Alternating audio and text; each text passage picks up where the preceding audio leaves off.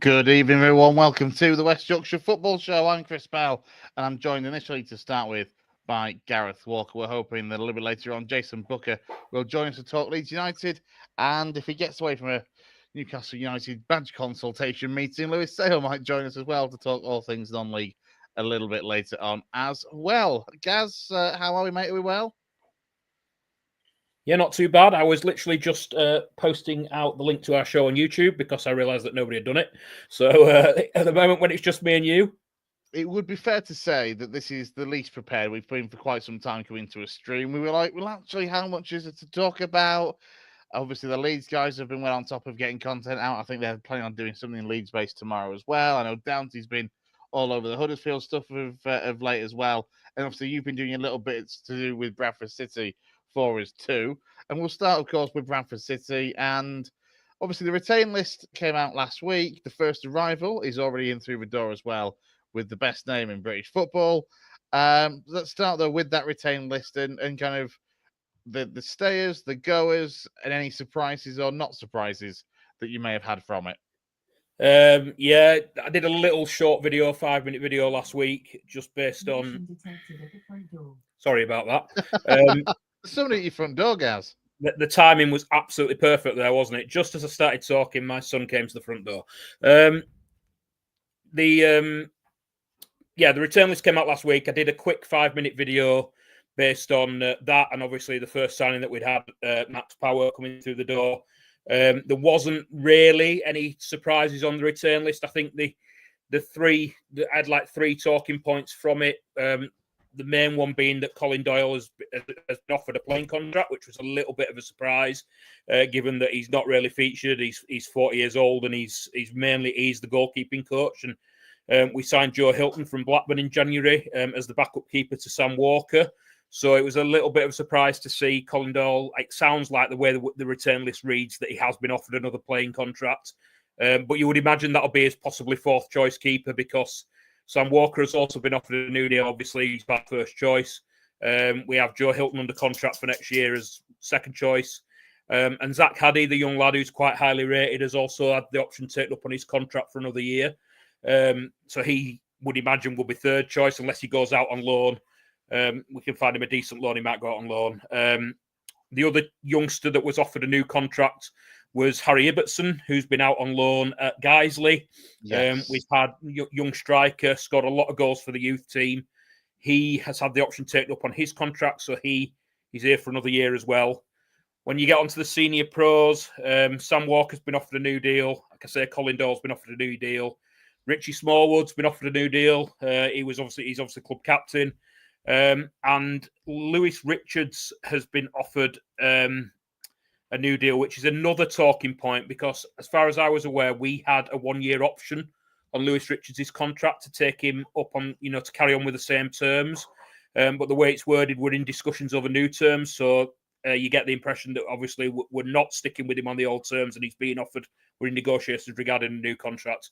There are rumours that have come out this week that Lewis Richards might be being targeted by lower end championship clubs. He has done well for us in the first half of the season, but picked up a couple of injuries with his hamstring and dislocated his shoulder twice, so he missed the last 2 or 3 months.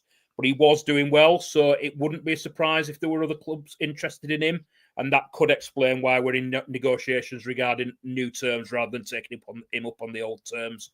The only other one that's been offered new contracts at senior pro, other than Sam Walker, Richie Smallwood, Lewis Richards, is Kieran Kelly, Irish centre-half. We've had him for 2 years, and we have entered into negotiations to keep him. Everyone else released: Romney Critchlow,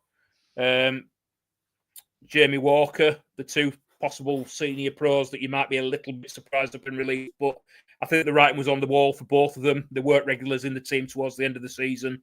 Romney Critchlow, a fan's favourite from his time with us before on loan under Mark Hughes. But in and out of the team since he rejoined in January. He needs to go and find a regular home somewhere, I think, where he's playing regular football and not in and out of the team. He's got bags of ability. Whether he finds that home in League Two or in the conference will be interesting to see. He has had time on loan at Aldershot before. And then Jamie Walker, a real fans' favourite during his time with City. A bit of a bright spark in the dull times. Him and Andy Cook were shining lights, really. There was a time when we didn't win, when Jamie Walker didn't play. But again, he's injury prone. He's in and out of the team, lost his place a little bit under Alexander. And even though he was a fan's favourite and he was well settled in the area and clearly really, really loved the club, I think the writing was on the wall last summer, really, when we offered him new terms in a similar way to Lewis Richards. He couldn't agree them, and then we took up the option to extend his old terms by a year. And then he's been in and out of the team, like I say. So they're the two main talking points regarding departures. And like I say, Kelly, Smallwood, Walker, and Doyle, senior pros, offered new deals, and Ibbotson and Zach Haddy, the youth team players, offered new deals or given 1-year option extensions. You've kind of touched on it with Lewis Richards in particular, but are there any of the others who are being offered terms that you would look at and think they may get a better offer and go elsewhere? So, for example, thinking Richie Smallwood, you would imagine it would only be maybe a 1-year offer for an extension on his contract. Are you worried at all that a League Two side or somebody else in League One may offer him perhaps a slightly longer contract to entice him away from Valley Parade? I think that's the only worry. I don't see him attracting a club in a higher division. That's not a worry. But as you say, the issue may be the length of contract, depending on how long a contract we've offered him. I don't know how appealing that would be to him, or whether he would get offered a longer term contract elsewhere. The fact that we're now in League One, it's difficult to say, Chris, without knowing what we've offered him. But he might be of interest to other clubs, especially those in League Two or towards the top end of League Two. And if that is the case, they might offer him more than we're willing to offer him in terms of length of contract. But I do know that he's a big, big favourite of Graham Alexander's, and as such, you would expect Graham Alexander to really, really want to push the boat out to keep him. Like I say, his club captain is someone Alexander trusts. So it remains to be seen, really. It will come down to what we've offered him, and I would imagine that if he does have interest elsewhere, Alexander would push David Sharp to offer him a little bit more to keep him, because he's a real favourite of Graham Alexander's. The other players, I'm not so sure. Again, not particularly interest from higher league clubs, I wouldn't have thought, other than maybe Lewis Richards. The issue might be length of contract with your Kieran Kelly, perhaps, but I would optimistically think that they would probably but all accept the terms and stay. Yeah, absolutely. Just going to bring in Jayson Boocker, who is around to join us as well now. Thanks for joining us, mate. Are we well? Yeah, not bad, mate. Not bad. Not bad. How are you? Good. We all good? Yeah, all good here. All good here. Thank you, mate. Let's just, before we kind of move away from Bradford, Gaz, the new sign that had me and Jay thrilled purely for Simpsons reference terms, Max Power, the man with the name, has joined the club. He's just rearranging himself. Yeah, Max Power comes in, experienced centre mid, 3-time promotion winner with Wigan Athletic as well. And on the face of it, seems a pretty strong calibre first signing for Graham Alexander. Yeah. The first thing I looked at when we signed him was how old he was, but he's still only 31, so he's probably got a couple of years left in the tank. You'd have thought at that level. It remains to be seen how much a year playing or 6 months in Saudi and 6 months in Denmark's affected him. But on the face of it, it looks a good signing. Like you say, he's got a good pedigree at League One level, promoted with Wigan. It was part of I'm not sure if it was part of the Sunderland team that went up, but he was definitely part of the Sunderland team that was challenging towards the top end of League One when they were in there. He actually got sent off at Valley Parade playing for Sunderland. Chips in with goals, as we know. He's got a great long shot on him, good set piece taker. And like you said, been there and done it at that level, which Graham Alexander will want in his side. He values those leaders and people that have promotion experience, which Max Power's certainly got. Tough tackler, you would imagine he's probably, rather than being one of the competing for one of the positions as a 10, he's going to be cover for sort of Smallwood, Patterson in that central midfield role, the defensive midfield and the box-to-box. You would imagine he's covered there. He has played right back before as well. And like I say, a good all-round player with good experience at that level and chips in with goals and a tough tackler too. I was just going to say that, it's just how much that time away has affected him and whether he's still got it. But there were rumours that we were looking to sign him. I can't remember whether it was in January or last summer. So he's obviously been on the club's radar for a while. and he's someone that David Sharp will know well from his time at Wigan. So, yeah, a good first signing for me. It's one of those as well. As long as we've been playing games, it doesn't really matter too much where, and it's not going to be a bad standard really either. We're still in our house in Denmark at least, and it's quite an interesting signing compared to the first signing of last summer as well. It's very, very similar, isn't it? Obviously, it was Anthony Sarcevic, multiple-time promotion winner in the EFL last summer, and the first signing this time around. How's that experience? Them promotion credentials, it's been there and done it. It's an extremely similar kind of parallel signing 12 months on. Yeah, you can see what Alexander's trying to do, can't you? He's talked about last summer, obviously brought in Anthony Sarcevic as the first signing, and then there was Neil Byrne who followed, Aidan Baldwin who followed, players that have been promoted out of League Two before, and you would imagine, or you makes you wonder with this signing, if it's a track that he's going to try and follow for League One.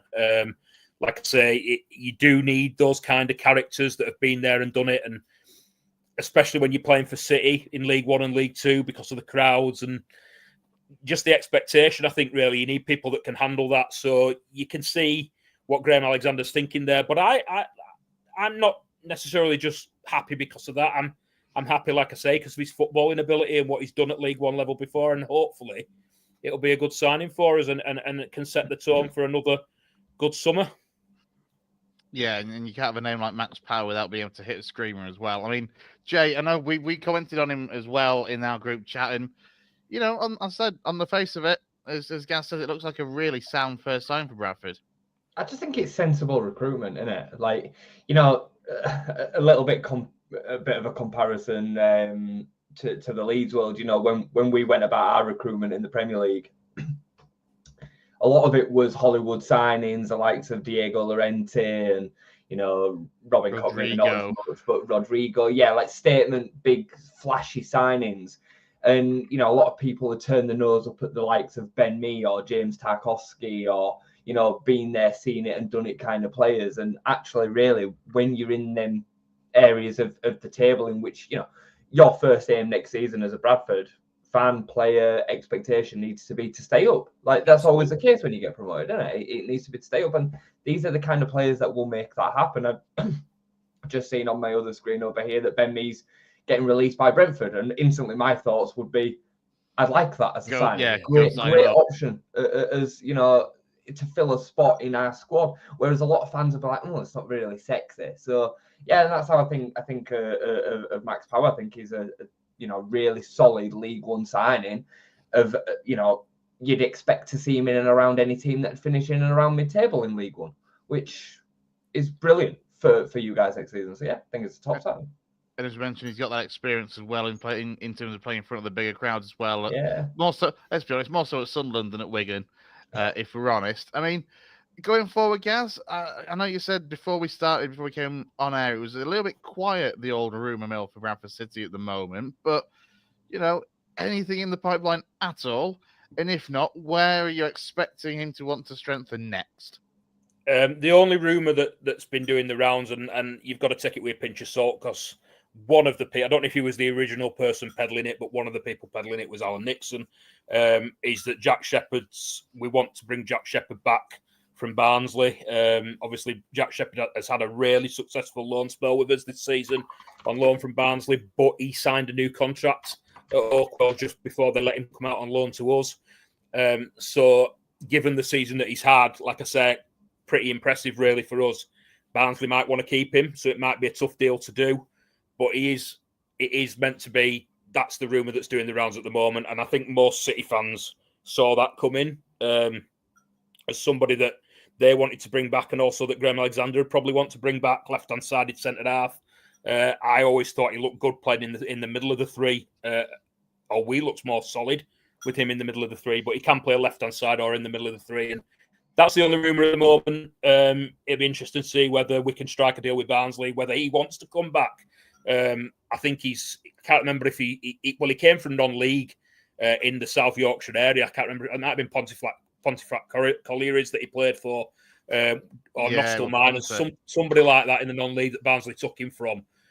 So he's a Barnsley lad. So whether he would want to come back, hopefully he enjoyed his time enough and does. City fans would certainly love to have him back, and I think Graham Alexander would as well. But the deal could be a tough one to do with Barnsley. I would imagine that they'll be strengthening throughout the squad. All the loans have obviously gone back. Adaramola would be someone we would possibly like to bring back again from Palace. Brandon Kaler did well on loan from Birmingham. So there are players there that you might look to bring back on loan, like Jack Shepherd.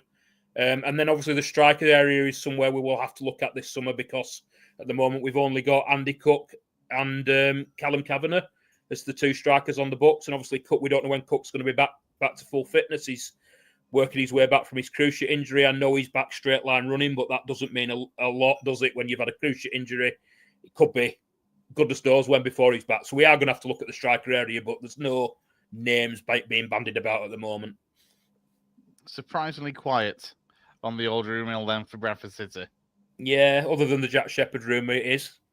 The work goes on in the background, though, doesn't it? Like, yeah, I think sometimes the less you hear, the better.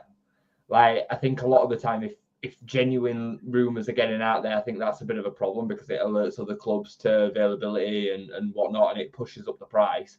And quite often, then it's not really secure in house. I actually think it's better if it's quiet, and then the signings come out of nowhere, like the Max Power one as an example. I don't know if that was leaked at all, but I actually think it's a good thing, if I'm honest. Yeah, I mean, I'm not disappointed. We've got to remember as well, the playoffs are still going on. Season's not finished. It's really early days. I was actually surprised that we signed Max Power as early as we did. I think the only other signing I'd seen happen that week was the lad from the ex-Leeds lad, Robbie Gotts, has gone to Donick from Barrow. Yeah, that was the only other signing I've seen. So with the fact that we signed Max Power, I was quite surprised, to be honest, that we'd got a deal done so early. Yeah, I suppose that international, or the fact that he's coming back to Britain from Denmark in this case, has probably made that a little bit easier to get over the line that bit earlier. I guess with Jack Shepherd as well, thinking about when that contract originally was signed before he went out on loan, obviously a lot's changed at Barnsley since. Obviously Neil Collins been and gone. Conor Horahan's been appointed. Now they brought in Richard Keogh, who was on the coaching staff at Blackpool as the new assistant. So, I'm just saying that maybe that change in managerial front at Barnsley may open that door, especially obviously the fact that we saw in the celebrations how much Jack Shepherd was loving being a Bradford City player. Yeah, the good point that you raised there, really, because as well, the manager when he did come out on loan was Darryl Clark, who had been his manager when he'd been on loan at Cheltenham. So yes. Darryl had him on loan at Cheltenham, and then obviously had taken over at Barnsley. Obviously liked him enough when he'd had him at Cheltenham to give him a new contract at Barnsley before he sent him on loan to Bradford. But obviously Darryl Clark's now left Barnsley, and as you say, Conor Horahan's taken over.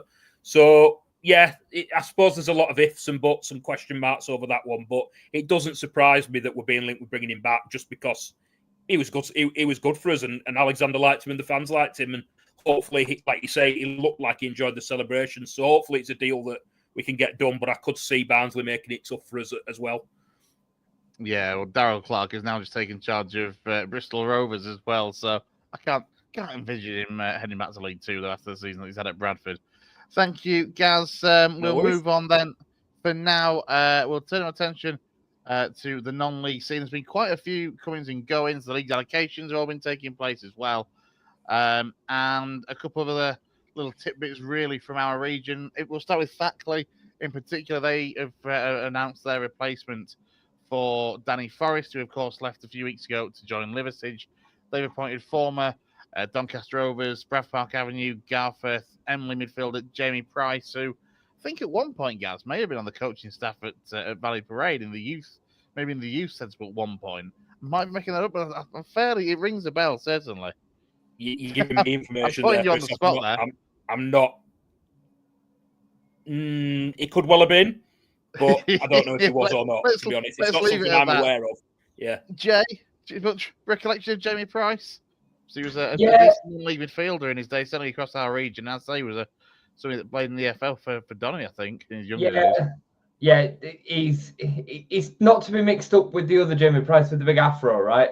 Correct. We did have him at City. Jamie Price. We did have him at City. Yeah. Yeah, but yes, really solid signing. Really solid signing. It's hard to know at this stage of the career what he's got left, but certainly for the level, he should be absolutely fine. But definitely played in and amongst the EFL as well. Yeah, so he's I say he's taking charge at THACKLEY. I think he's coming from Selby Town, where he was last in the dugout most recently. Is he playing as well, or is he I just? don't think so. I think he's going to be firmly in the dugout, but you never know. You never know. You don't think at this level. You might fancy a crack. Why not? Yeah, we've had him on the show as well, haven't we? He was a really good guest for us about a few months ago. I remember us having him on the show. Lou interviewed him. Yeah, I think yeah. He was really good guest, actually. Yeah. It'll be fascinating to see, obviously, with THACKLEY as well, having done so well under Danny Forrest and making the playoffs last season, if they can kind of pick up where they left off. I know the club have announced that there's going to be more talk about Jamie Price's backroom staff in the coming days, because I know Danny Forrest took the likes of Dempsey with him and one or two others as well to Liversidge. Liversidge also announced their retain list, including Joe Walton, Ben Atkinson, and Jack Stockdale. I think there's more due to be announced as staying on tonight. There's certainly some solid players to have at NCEL level. I guess the biggest story in the NCEL is FARSLEY CELTIC. So they, of course, were relegated from the National League North last season. And due to, frankly, the all manner of the issues that they've had at the club, including the lack of guaranteed ground, the ground grading, the not having a proper pitch, they have been allocated a spot in the Northern Counties East League. So I'm going to work slightly backwards up with these. I was going to go through the allocations. So this is the allocations for the Northern Counties East League. And as you can see on the left-hand side of the screen, the Premier Division looks absolutely like it's going to be such a battle next season when you factor in, I'll say FARSLEY CELTIC are in there under David Stockdale, but it's going to be a completely clean slate. We know that off the back of this season when he was effectively playing the academy lads for the bulk of the National League North campaign. Obviously, put in Liversidge, you have obviously recruited Danny Forrest as gaffer and are keeping all of some good, strong players. Sheffield, the oldest football club in the world and all that, are in there as well. As the likes of THACKLEY, Eccleshill, Campion, all on our doorstep, as well as Golker, who, of course, were beaten in the playoff semi-finals. Albion Sports in there as well. I think there's still a little bit to be decided as to whether they're going to get to their new ground in time or whether they'll continue to ground share with Bradford Park Avenue. But, I mean, Jay, on the face of it, for our region especially, it looks like a very competitive division, that NCL Premier. Some nice derbies, isn't there? There is, isn't there? Yeah. No, it's a fun division. I mean, you've got obviously some monsters in there as well. I mean, the likes of Campion playing against FARSLEY is pretty nuts, really, isn't it? When you think about their two respective journeys to get to this point, and Sheffield as well. It should be really, really interesting. And I mean, at this stage, the great thing with non-league is like even at this stage, you can't really pick too many favourites. Like, don't get me wrong, you'd have some expected teams to be up there, but because of the way that players change and situations change so quickly in non-league, you have no idea really as to the strength of the division. So yeah, it's going to be super interesting, mate. It'll be good to get to a couple. Absolutely. Just a quick glance as well at the NCL Division 1. A couple of new faces in there, including Leeds UFCA. I can't exactly remember what it stands for, but it's effectively a side that are linked with Leeds University to a point as well. So they are in. And I know at one point, again, they were looking at ground sharing, I think, with Liversidge. Whether that's gone through or not, I've not seen of late. But they'll be mixing it in there with the likes of South Leeds, Wakefield, who probably will be expected to be topping the table come the end of the season. Also in there, Doncaster City is one of the interesting ones. Obviously not in our region. However, they were the ones that were fairly famous over the last 12 or 18 months for basically unveiling mad signings. And Ross McCormack, didn't they? Say again. They signed Ross McCormack and a couple Ross of others, McCormack, Harry Maguire's brother Lawrence, who to be fair had a very solid career at Chesterfield. Basically, they ended up announcing quite a lot of ex-CFL players that were quite eye-catching. But then they only ever seemed to play like one or two games, and then it was all a strange PR stunt. But to their credit, it seems to have worked. They won the league last season in the, I guess it was the South Yorkshire equivalent of the West Yorkshire Amateurs, and have got themselves into this league. So they're one to be kind of kept an eye on. As I say, in there as well, Ilkley Town, who made the playoffs last season, Nottingham as well for one of our local sides as well. Again, it's going to be quite an interesting division. But as I say, for me, Wakefield are the side that, having been beaten in last season's playoff final, are the side that we want to go one better, get off to a far better start than they had last season, and probably go on to win the league. I reckon you'll see Wakefield in and amongst the either the National League or the North at some point in the next 5 years, 5 6 years. They've got serious intentions. I was thinking 5 to 10. Yeah, they've got serious intentions there, and the pull that they've got as a kind of a city. I mean, Wakefield's massive. They've got a serious pull of supporters. They've got, you know, a decent little ground over there as well, and there's a bit of a head of steam pulling from them. So I would really expect to see them in and around. Yeah, they've got plans, haven't they? Because obviously at the moment they're at Featherstone Rovers Rugby League ground. Yeah, they've got plans though to build their own complex that can be used as a community asset as well as a ground. It's an interesting one, Wakefield, because everyone always looks at Wakefield and says, "Oh, you know, they've just got money." And whilst they have got a reasonable squad, so much of the money that they do have as a club isn't going on that playing squad. It's going on developing the club, you know, on the whole, and trying to do things the right way, and by building the club from its foundations up and giving themselves a secure base to start with, isn't it? They've been really clever about how they've gone about like the social media kind of aspect of the club. Like they're doing it a little bit different, a little bit more modern way to some of the others. You know, I've been in and around Park Avenue for a bit, and they are at times a little bit archaic in the way that they kind of looked at it. I know they're changing now, but Wakefield have definitely got a bit of a social media pull. That you know what I'm getting at, don't you? Yeah, absolutely. That's happening into, and it's bringing out a fan base that's created some passion and enthusiasm. They were getting 400 to 500 crowds, certainly when they were at Bellevue. Which, let's be honest, for a 10th tier side is staggering. And I think even following the move to Featherstone, it still stayed around the 350 mark. Go on, Gaz. Are they still the biggest town in the country that doesn't have a football league club? I'm sure they are. Yeah, I was going to say that was the stat that always stuck with me from years ago, was that Wakefield was meant to be the largest city in the country without an EFL club. And I suspect if it's not necessarily true now, they'll certainly, you'd think, be top 5 biggest cities, you know, with expansion nowadays. Well, I don't think it's a city, is it?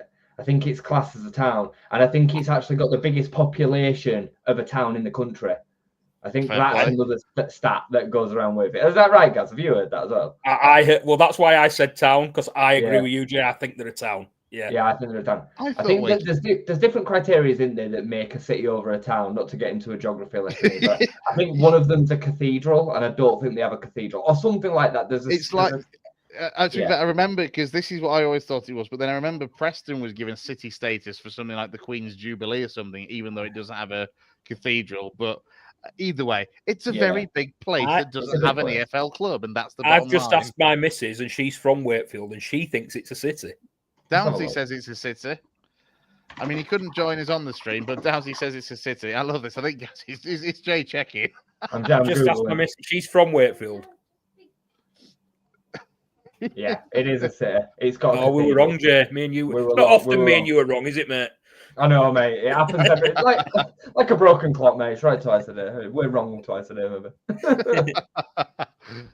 So yeah, certainly a lot to keep an eye on with Wakefield. Before we kind of work his way back up, quick glance at the Northwest counties. I think there's now only one side in each of the leagues that kind of comes into our area. So Barnoldswick Town are the side in the Premier Division. Just on the whole, it looks a much more even playing field now that you've lost the likes of Bury, having gone up last season. But I'm just trying to double check who it was that made the playoffs last season and didn't go up. There was a couple of strong sides in there, it's fair to say. Into the Division 1 North, and just the one side for us as well there, and that is Steeton, who, as Chappers, Josh Chapman regularly says, those pesky Chevys are going nowhere. I don't know what it is, but there's something like Roy Mason's side that they are determined not to join the Northern Counties East League and switch sides of the pyramid. They just love it in that Northwest bracket. We'll touch on actually the fact that Route 1 Rovers, they were reprieved in the end. They were relegated from the previous division, the Northwest Counties Division 1 North last season, but they've been given reprieve and a bump across from the Northwest into the Northern Counties East League. Let's quickly glance up then, and this is another mammoth division, Jay. The Northern Premier League East, of course, the likes of Bradford Park Avenue are in there as well. And Silsden, the champions of the Northern Counties East League Premier. And this is one of those stories you were touching on before regarding like FARSLEY Celtic. Silsden will be playing Blythe Spartans home and away next season. It's madness, isn't it? It's an absolute madness. I mean, I've been lucky enough to know a few people that have played for Silsden. They're a great club. It's a lovely place to play football as well. They've got a beautiful ground. I even played on there as a teen myself. You know, it's a lovely place. And yeah, I mean, what a journey and what an opportunity that they've got. I mean, there's some massive teams in that division as well. You know, you look at Hallam, even you look at going across to Ossett. You know, what a ground that is for them to play on. They play in front of a few hundred there every week. You know, they're really well supported. Blythe, obviously, are going to be the massive. You've got the Blythe Derby as well. Yeah. They're going to play each other for the first time in, is it forever? I think at league level. I don't know. Like, yeah. It wouldn't shock me if it was. Yeah, so some monsters in there. And obviously, you throw Park Avenue in there who, you know, after this season have kind of, I think, you know, in one hand, you would look at this season as a disappointment on the back of back-to-back relegations, but I think that's not putting enough credence into the fact that they've been on a slippery slope for a long time, and it's difficult to arrest them kind of curves. And you know, they've arrested it now by, you know, being completely comfortable last season, and they will be hoping to finish within the playoff areas at the very, very least. You know, I think they'll be wanting to be challenging right at the top. So yeah, it's going to be good, mate. It's a really interesting division to watch.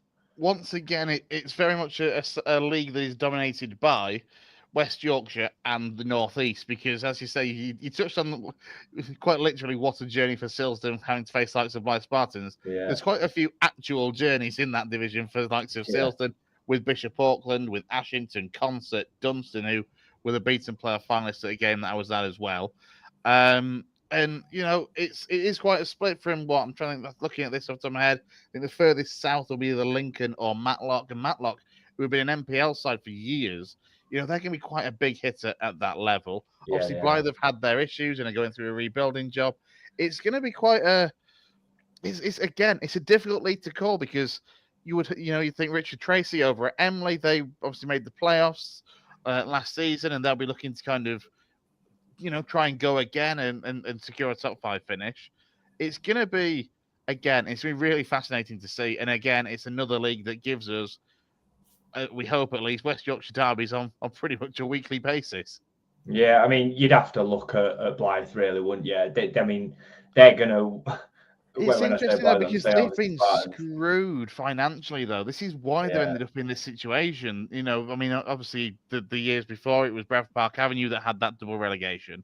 It's happened to Blythe, but on a much more kind of out there kind of, you know, for the world to see. There's been a lot more stories come out because there's been a lot more issues, so to speak, with Blythe financially and the ownership problems they've had. So you'd look at Blythe Spartans and think, yeah, biggest team in there, should win in the league, but nothing's a given. Nothing's a given. No, it's true. It's true. And it's super competitive at that division. There's so little between the teams. You know, whenever you're watching the games, really, there's not often a standout team. There might be one, but the rest of the gaps are pretty minimal. Anybody on any given day can win the 3 points almost. It is genuinely like that. So, whoever gets it together, that's why I'm pretty optimistic for Avenue. I really think that they'll give it a decent shift next season. Yeah, Avenue have trailed a signing as well 3 hours ago. They're teasing us with this, but it's yet to be unveiled. And they've put some really cryptic clues out. No stranger to the north. Goals follow him wherever he goes. Power, experience, and a serious eye for goal. He's worn black and white. He's terrorized defenses in yellow. And now he's ready to wear green. All will be revealed soon. Now, when we spoke to Lewis earlier, he was acting like it would be unveiled by now. We'd have something to talk about. We're still waiting. We are still waiting. Alabang 100. He also makes the fair point. The Red Car Athletic are a new side in that division. And they've got a goal machine themselves in the experienced Adam Boys, who has done very well at Guiseley and at Avenue. And more recently at Stockton Town and Marsk as well, prior to joining Red Car. So, yeah, those northeastern sides are going to be very, very strong. And then finally, the only representation for our region in the Northern Premier League is Guiseley, of course, beaten in the playoff final last season against Worksop Town, having, of course, been given that, that route through the semi-finals with Stockton's ineligible player. I mean, again, you look at that division, There's some big names in there. Gaz, I'll come to you. You look at the size of some of the names that are in there, and there's some big clubs, some big followings. Yeah, I'm just looking now. I mean, as you know, I'm no real expert on non-league, but FC United and Manchester, I mean, they've stalled a little bit, haven't they, over the last few years, because they made some great progress when they were first formed. I did see that they'd signed somebody the other day, and I can't remember who it was. Or was it? No, it was that Bradford were being linked very, very weirdly with an FC United striker. I think I mentioned it to you, Chris. Someone who'd been on loan at Rochdale. Oh, it was down at Macclesfield, Damani Mellor. That was him, Damani Mellor. Yeah, so he's at Macclesfield, apparently. Yeah, he's staying there. Other names that spring out there, obviously, Lancaster City. I went to uni in Lancaster. It's a lovely little ground, is Lancaster City. I remember them playing Morecambe in a cup game while I was there, which is obviously a local derby for them. They've been up and down the league a little bit. Obviously, had financial issues over the last few years, but their ground's lovely, and the dolly blue, the giant axe is the ground, and the dolly blue. I was going to say it's one of the most quirky names of a ground, I think, in anywhere in football. The giant axe. The giant axe, that's the ground, and the dolly blue's the little pub that's at the ground as well. It's a lovely little ground to play football at. So and obviously, guys, they'll have ambitions to get out of there again, won't they? They were close this time. You would hope that eventually they'll get out of it in the not too distant future, because they need to be in the division above, really, don't they? Yeah, they need to be back where they belong, in my eyes, at least, at naturally North level at the minimum. Another interesting one, Jay, just to finish on that one, a new place for guys to go next season will be Widnes, who have come out of the Northern Premier League West Division. But in terms of the grounds, they play at the Widnes Vikings Rugby League ground, which is it's a big, several thousand capacity seater stadium. Yeah, they'll look a little bit lost in there, won't they? I did see that actually the other day, and yeah, I mean, I don't know what their home attendance is, but I can't imagine it's going to be a speck in what's offered over there. So yeah, should be an interesting one. Again, it's just something to love. The non-league, you're always facing so many different new teams. Like it does shake up the league. I love the fact that teams can switch over from the east to the west. Like it happens fairly regularly. Well, it happens nearly every season, doesn't it? There's at least one or two. There usually be something. So yeah, it's an interesting one. I remember last season, just kind of deviating off a little bit. There was a team. Who was it now that got they got moved from being in like the Birmingham region to being in the London one? It were right on the cusp of obviously this shift over, and it were like, how are we meant to deal with this? Like we're now going to be traveling 3.5 hours to some of these games. I forget who it was anyway, but yeah, that does happen at non-league, and it can cause a massive, massive problem.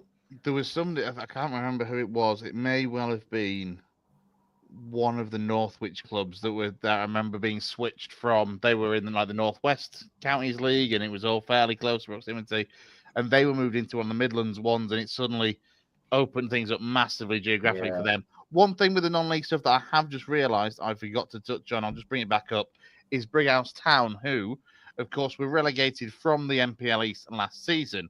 However, because Farsley have dropped down into the NCEL and have bypassed the NPL altogether, that is why Brighouse Town have then got the reprieve there. So Grant Black's side are reprieved. I think there's one or two players that are kind of on the way in as well. They've signed Callum Charlton from Wakefield and Nathan Curtis from Emily. So Grant Black is starting to get some work done there. But yeah, just wanted to touch on that because it just dawned on me that I had missed it. Excuse me. Let's turn our attentions then. Let's wrap up with Leeds United, Jay. Talk us through the retain list whilst I try and get myself a drink before I choke myself.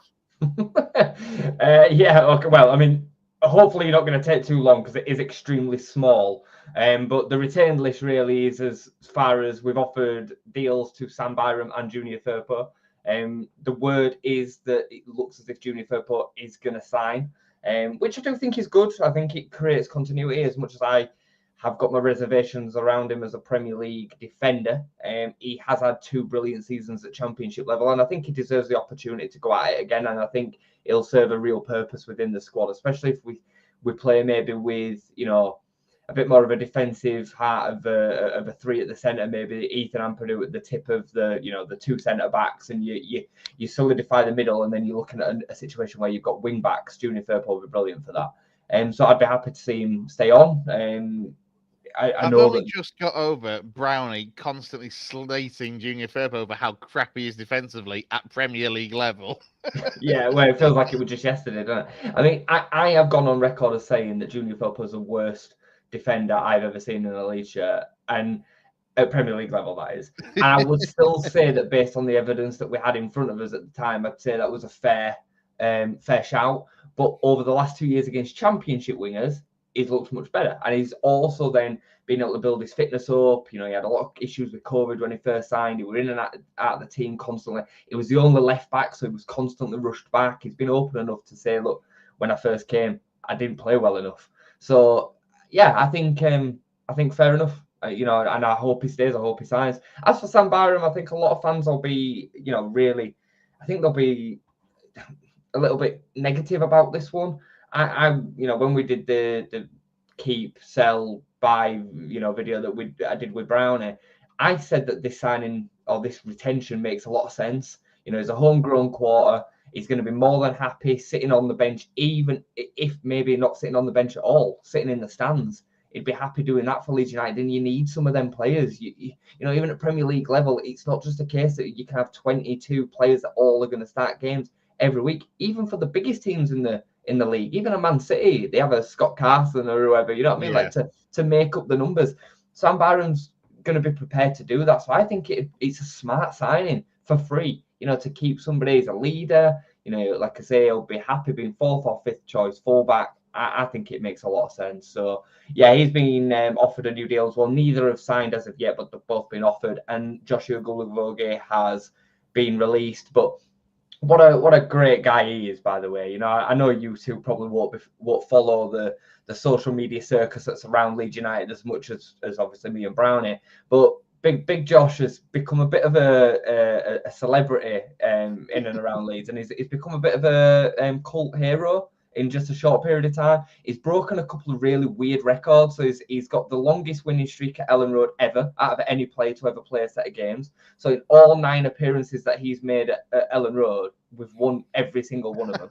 And he's also got the longest unbeaten run in a Leeds United shirt from a debut. So he's played 15 appearances in total and never lost. We've That is not lost impressive. anything. So yeah, he's and there probably won't ever be beaten them records. So yeah, he's kind of put himself in the history book somehow. But I think, you know, it came in at a time where we had desperate injuries in the midfield area, and he filled the spot for us. Ethan Ampadu and Ilya Gruev were both out at the same time. He brought in some massive experience, and you know, people can smirk at this or scoff at it from time to time, but he's been a bit of a cheerleader role, and his experience and his personality has been infectious to some of the younger lads. Like, you can see how important he's been, and I can imagine when there were the little wobble towards, you know, 7 games, 8 games left to go, I can imagine that he was the kind of person and player that kept the group together, kept the heads when, you know, others would have potentially lost it, and I think he played a massive part.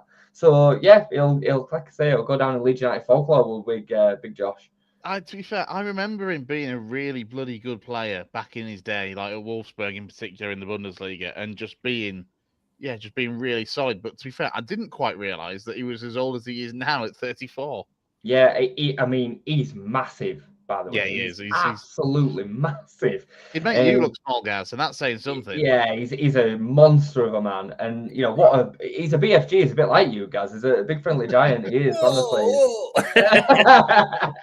He's a lovely guy, and I think I mean, when he started at home to Harrogate in the cup, we all got a little bit of the willies because he wasn't good. I mean, he played centre back that day, and he were a long way off first team match sharpness, really. But what I will say, when he came on off the bench to play in his more natural position in midfield, he was quite a calming figure. You know, he came on quite often when we were only 2-1 up or 1-0 up, and he really did help to see games out. So he played his part, mate. So yeah, deserves his recognition. In terms of just when we look at the incomings, obviously the Firpo and Byram, you'd certainly expect to see kind of sign that contract. Any chance that Firpo may be fancied elsewhere, may be offered deals elsewhere, and you could see him, you know, potentially being coaxed away from Elland Road? Or do you reckon that everything that's gone on it's a bit of a given that he will get that contract signed and stay at Leeds? I think he, from what we've heard and what like has come out of the family and all the rest of it, they're very settled, they're very happy at Leeds. But I think he's got two real big decisions to make. One's Leeds United and one's Betis, where he started, his kind of European journey. He's well liked there. He got his big move to Barcelona from Betis, and it gave him an opportunity to go back to Spain. And he's at a point in his career where this is probably going to be his last big contract. Yeah. He's 28. He's got, any contract's going to take him to 31, 32. So it's a real big decision. So I can understand why it's not just all already sewn up. I think he wanted to see if we were going to be in the Premier League or the Championship, which is fair enough. I think it'd have been a no-brainer had we stayed down. But coming up, giving him another crack at the Premier League. If I had to kind of, not sit on the fence and hedge your bets, yeah, I'd say that he's probably going to stay. That's my gut feeling. But it's a tricky decision for him either way, I think.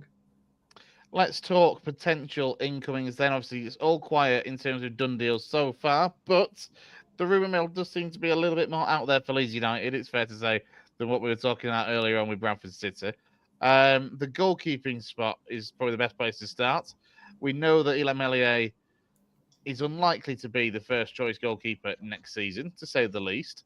So, where does that leave you? Who's the names running through the mill? I've heard the likes of Sam Johnston, Nick Pope. Anybody else in that rumour mill? And where would you go with this? Yeah, I mean, the rumour mill is super hot for Leeds right now. I mean, I literally, I know we'll touch on a few. It's all Newcastle goalkeepers for a start, isn't it? All of them, just any of them, they're all linked because Newcastle are allegedly going to be changing things up. Yeah, I mean, Nick Pope is obviously a big one, but I think, we were talking with Lou about it the other day, and I think the figures that are quoted for Nick Pope at 32 are a little bit extravagant, 10 to 15 million.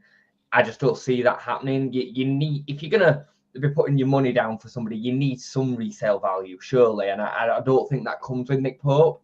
Do you not reckon 10 or 12 mil would be a pretty good investment for the next 2 to 3 years for someone like Pope? And I appreciate there isn't a resale, but just 10 to 12 mil for one of the most solid pairs of hands in the Premier recent years seems a pretty shrewd move. I think it's a shrewd sale for Newcastle. That's the way that I see it. When I'm trying to oversee the whole value, I think it makes a lot more. I think it looks a better deal for them than it does for us. But I hear you. I do hear you. Nick Pope basically was the only man that was keeping Burnley in the Premier League for a number of seasons. Like, he played with season after season after season. So I hear it. He's our keeper plays with the ball at his feet a lot. Now, whether that's going to be in the Premier League, if that's going to be the same or not, I'm not sure. As of yet, we'll have to wait and see how that develops. But I do think it matters, and he can't do that. He's not the best. Yeah, you saw it in the game the other day. I mean, I watched him against Arsenal, and he looked awkward. I mean, he nearly gave one away when they were about 50 yards outside of his goal.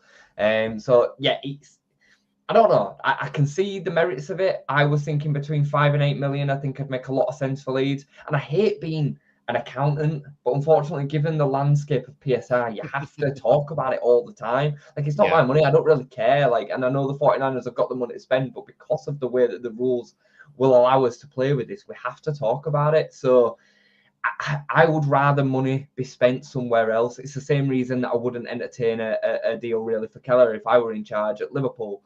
I know the qualities that he's got, but when you think of the fact that he's not being a first team out and out number one starter, and then you're talking about potentially spending 30 or 40 million of maybe, let's say maximum, we've got 100 million.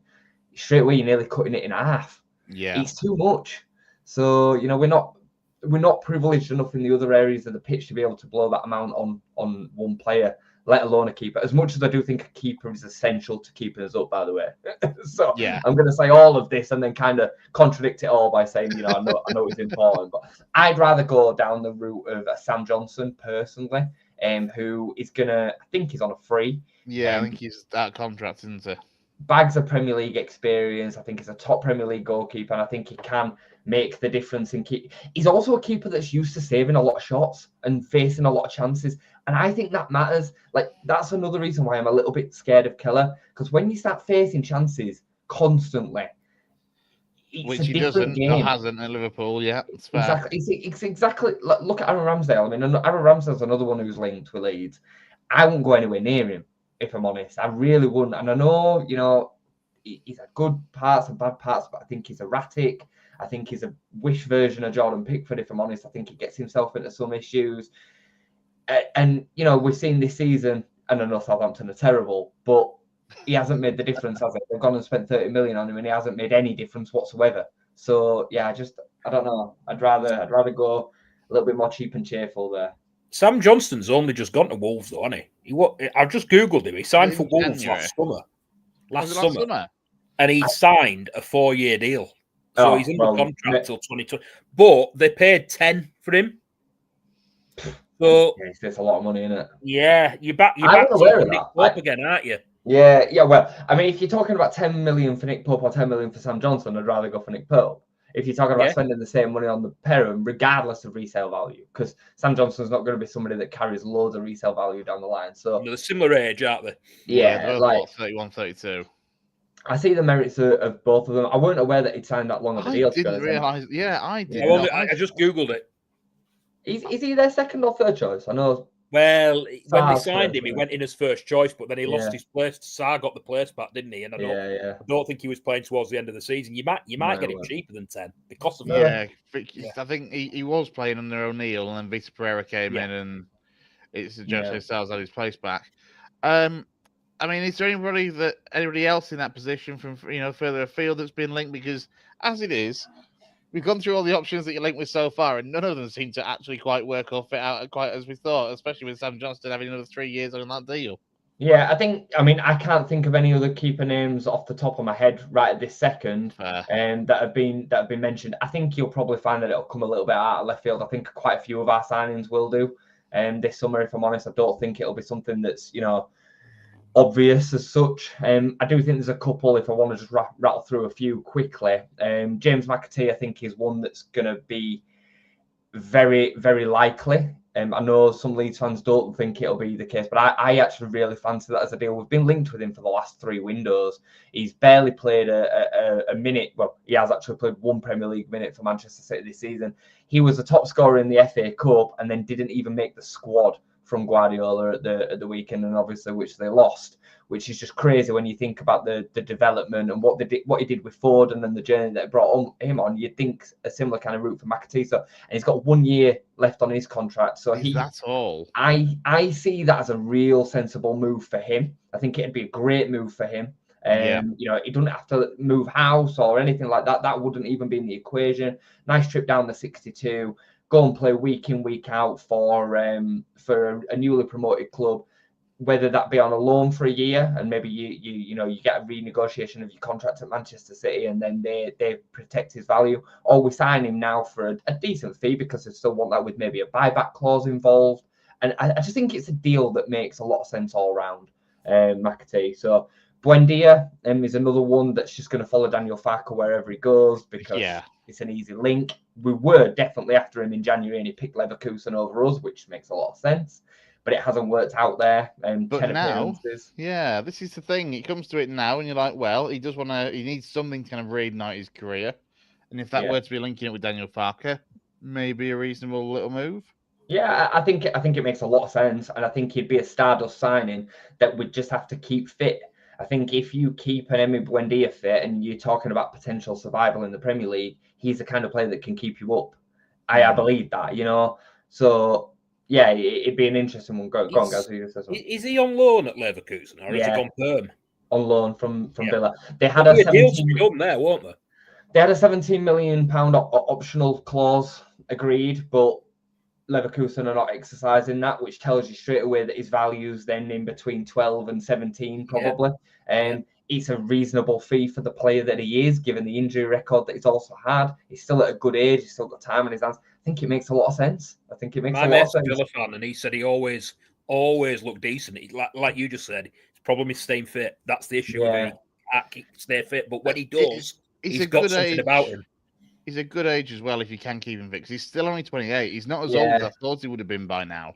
He's been around a long time because he hit the heights quite early, didn't he, at Norwich? And he had a season back down in the Championship after they got promoted. And, he's definitely progressed on it when they got promoted back to the Premier League that he then left. And he was a big reason in why they just stood no chance really in staying up Norwich at the time. So yeah, I think it makes a lot of sense if we can get him fit. You know, same as what we've done with Manor Solomon this season. I know there's a bit of an age difference between them, but if you can build a structure around a player like that and find their way back into full fitness, he can make the difference. And again, when you're a recently promoted club, you can't sign players that are at full tilt because they're not signing for the recently promoted teams. They're signing somewhere else. So you have to take a risk with some of these. Exactly the same reason, again, why we got Manor Solomon in the Championship.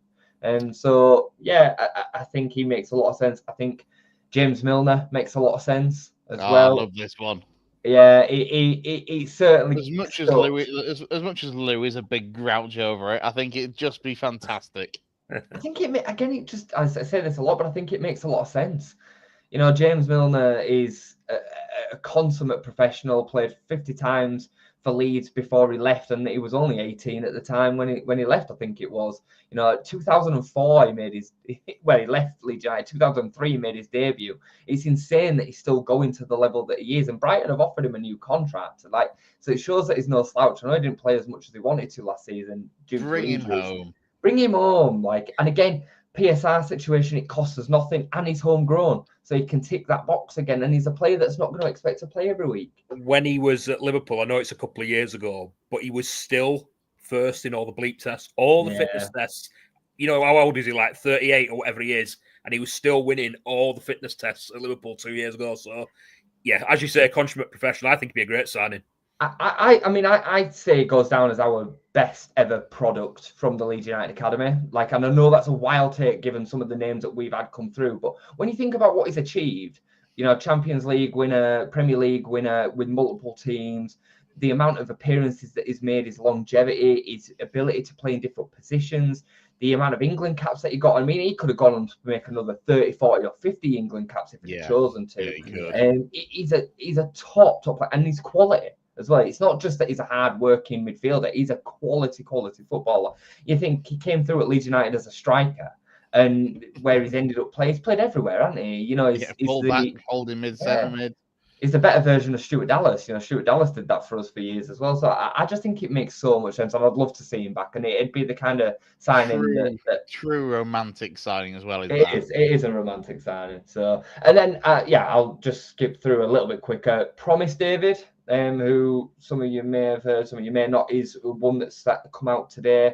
I forgot the name of the team that he plays for. It's escaped me now. But he's a striker who is 6'4", massive unit, and that's target man. That's gained a bit of traction today. Royal Union Saint-Gilloise, who have been playing in Europe, to be fair, in the Belgian league. That's the one.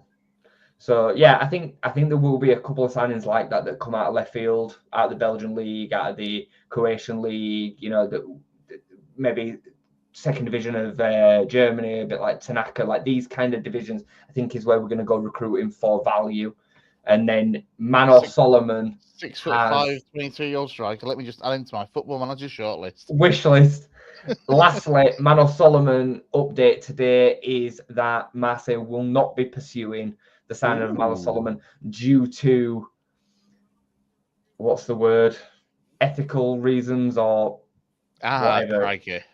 But they'll sign the so-and-so from across the Pennines, but they won't sign Manor Solomon because of where he's from. Let that mean what it means. I don't know. Well, of course, yeah. About it. So yeah, but that has come out today. Roberto De Zerbi said as much. He wanted to sign him, but they won't be pursuing due to them reasons. So political reasons. That's the term. Yes. Political reasons. Yeah. I mean, that's a fairly shrewd little rumour mill at the moment. It's fair to say, a reasonable little list. Is there any areas that you're not hearing rumours for that at this stage you would want to be having possible names or the like linked in a certain area of the pitch? Position specific? Yeah. That you're not hearing, names linked with a certain position at the moment. Yeah, I mean, truthfully, the rumours are flying everywhere, and we are hearing position, like, rumours for every position. Soufala, including the man in the dugout until recently. Yeah, West Ham, Souček at West Ham as well. Like, all sorts of different levels of experience and whatnot. Centre back is belter. I'm just Souček saying, could be a great signing, such a good player. even at his age now. Super smart. He's got 1 year left on his deal, so it'd take a fee to get him out of there. But I think it'd make a lot of sense.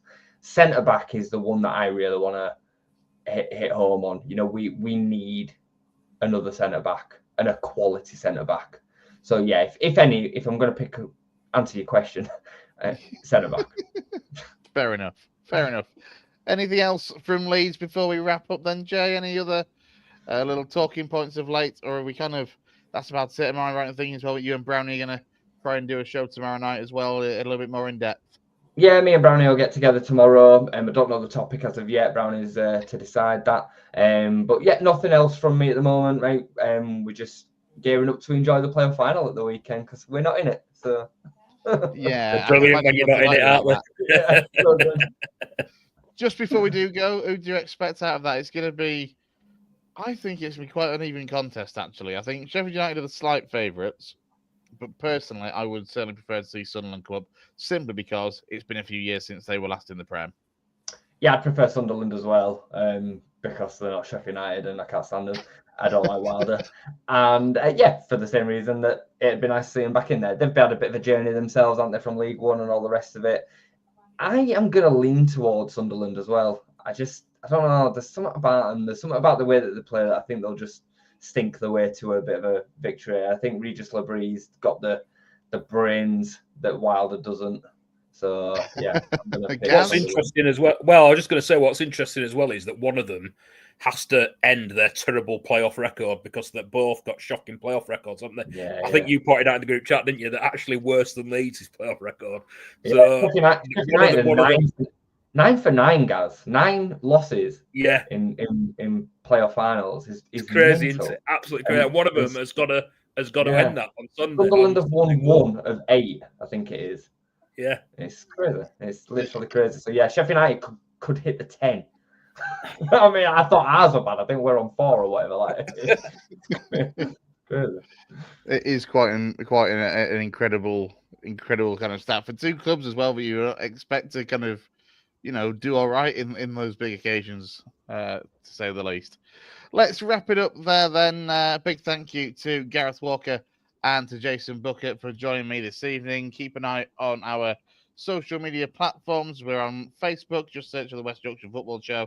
Give the page a like and a follow. We are really trying to boost our page and our following over on Facebook. We're, of course, on YouTube as well. So if you missed out the show, you can go back and find us on there. And we are, of course, on X, formerly known as Twitter, at W Yorks Football.